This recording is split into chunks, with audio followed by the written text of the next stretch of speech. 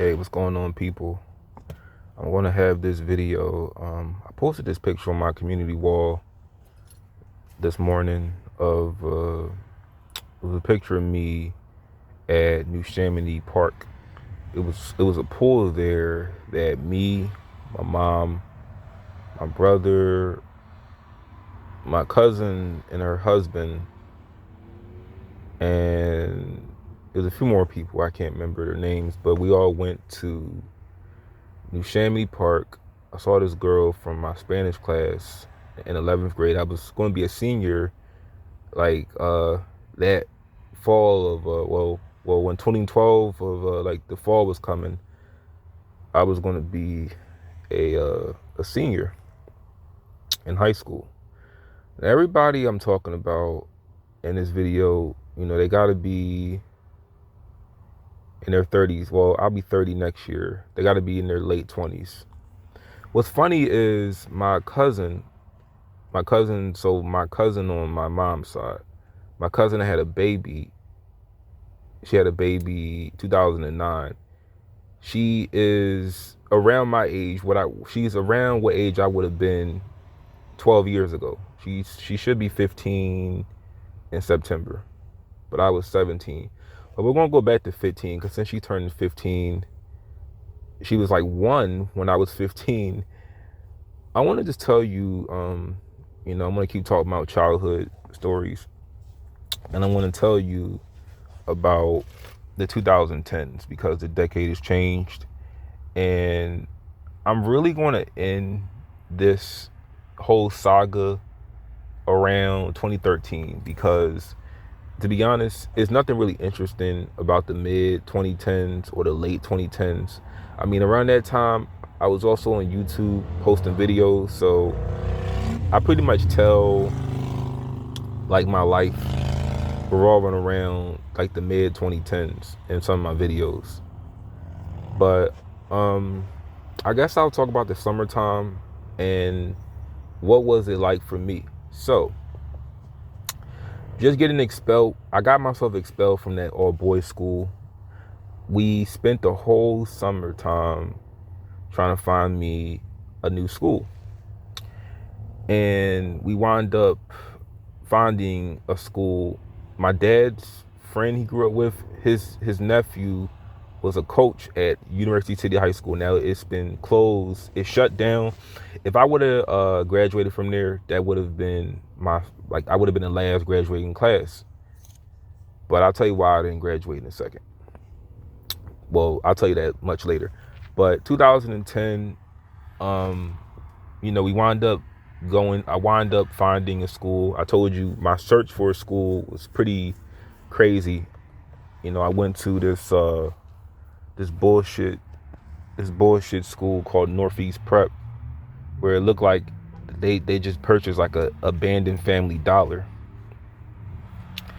Around that time, like I said, I really didn't have like a lot of clothes. Like, here's the thing. The popular clothing of that time was skinny jeans, Vans, Letterman jackets, hoodies, snapbacks. Not the ones they wear today, them big old snapbacks with the old design of a team on it. I didn't have none of those things. So all the clothing that I had, my mom got for me. I wore a lot of clothing from Burlington Coat Factory.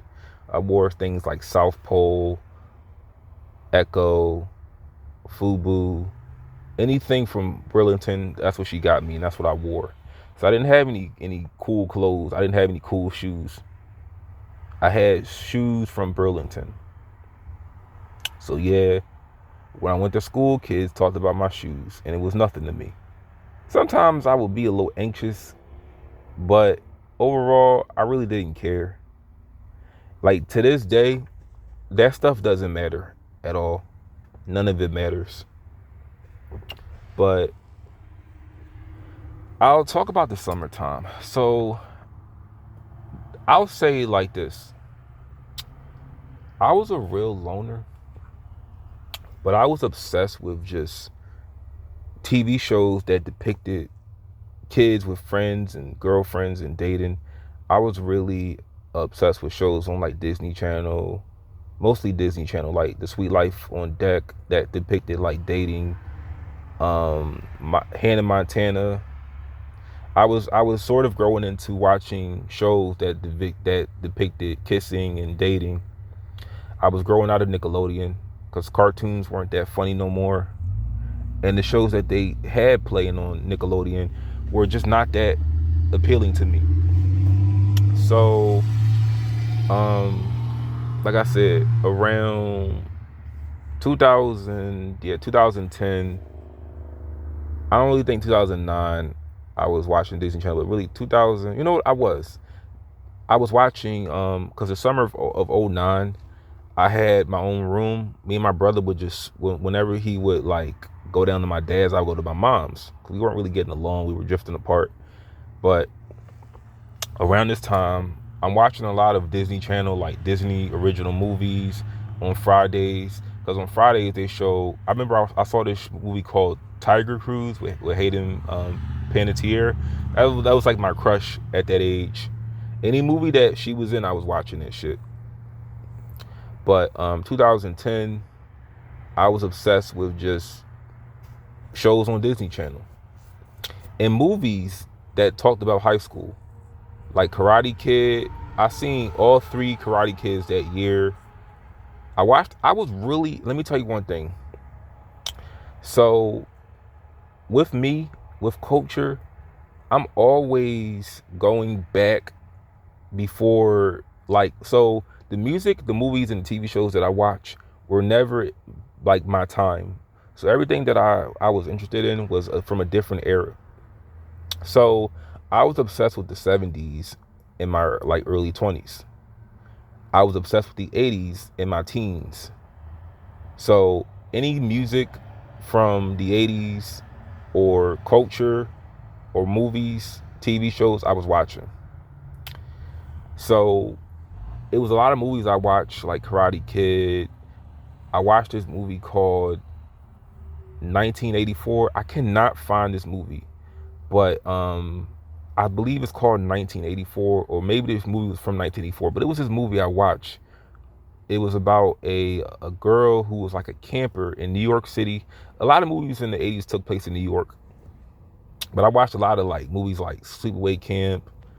I was watching horror movies. I watched Stand By Me. That's not really 80s. That's more of like the 50s kind of movie, but it was made in the 80s. Like Stand By Me, that was a movie I watched. What drew me to Stand By Me was it was this song called Lollipop, Lollipop, Lollipop, Lollipop.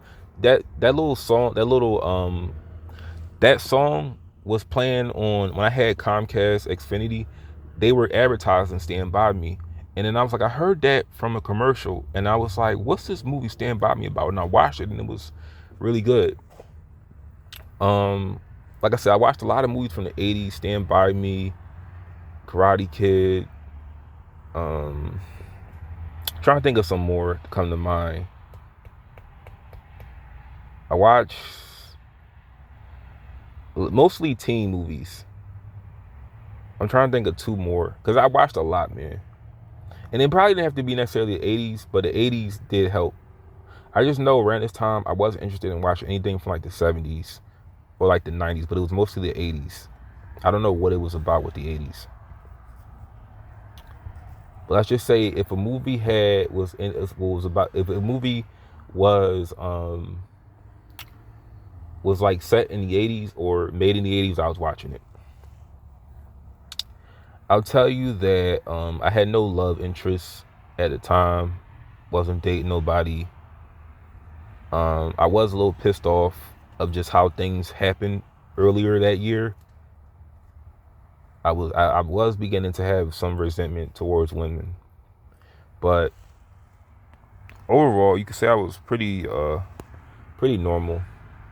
You know, we got a gym membership, and I was going to the gym a lot. You know, it was just pretty crazy. You know, Yeah, the summertime, I mostly just stayed in. Oh yeah, so around this time, my mother got me some DVDs from I don't know where, but these are the DVDs that I was watching. I was watching these movies a lot. I was obsessed with whenever I had to place it myself, I would obsessively watch a movie more than one time. So movies that I watched, it was a movie called Never Back Down. I watched that. It was a George Lopez stand-up special called American Mexican. I had that. This is when I developed an interest in stand-up comedy. So I got that. I got a Bruce Lee movie called Drunken Master, and my mom got me Never Back Down. Those are two action movies that I watched.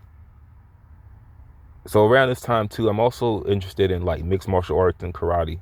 I'm learning about like fighting because around that year too, they were playing reruns of like MMA, the real bloody MMA, like called Pride, and it was Pride and Hustle. These are like promotions in Japan that did MMA. It was real violent, and that's what caught my attention. But I was just watching that on I think it was this channel called um G4 some shit. Yeah, G4. It's like a game channel now or something. But I was obsessed with comedy, MMA, and 80s movies. And Chris Rock is a real important person in my life because his show, with my experience at that predominantly white school, I just started watching his show so much. I'm just intrigued by his thoughts on things, his views on things. I listen to every Chris Rock special. I'm trying to find any movies that he's in, TV show, because I understand internet is popular back then. So anything I want to find on Chris Rock, I'm just pulling it up on YouTube and listening to it. I'm such a fan. I can name you 5 quotes by Chris Rock, and here's 5 ones that everybody probably knows. Like here's something and these are ones I didn't understand until I got a lot older. Like he said, like ladies, just because he came didn't mean you made him come. Every man in here has 5 levels of cum. We got the first type, the one that just come out like ketchup bottle, dip, dip, dip, dip. And then you get the second type that just come out, it just spurt out. And you get the third type. If you get a girl doing the nasty shit that you wanted her to do, saying the nasty shit that you wanted to do, wearing the nasty shit that you wanted her to wear, it will shoot up like a civil rights hose. Free at last, free at last. That's right. Ain't no such thing as one time when it comes to sex. Because if we like it, it's on the menu. That's right. Ain't no such thing as one time.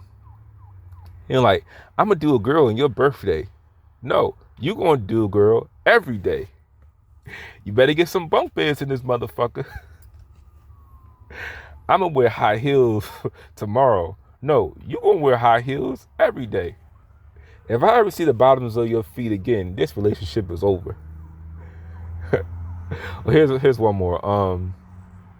One more quote. That was from Kill the Messenger. Okay, that's enough. That's all I can think of for the time. So Chris Rock was really important. I was watching his show. My dad happened to. Let me do another part to this.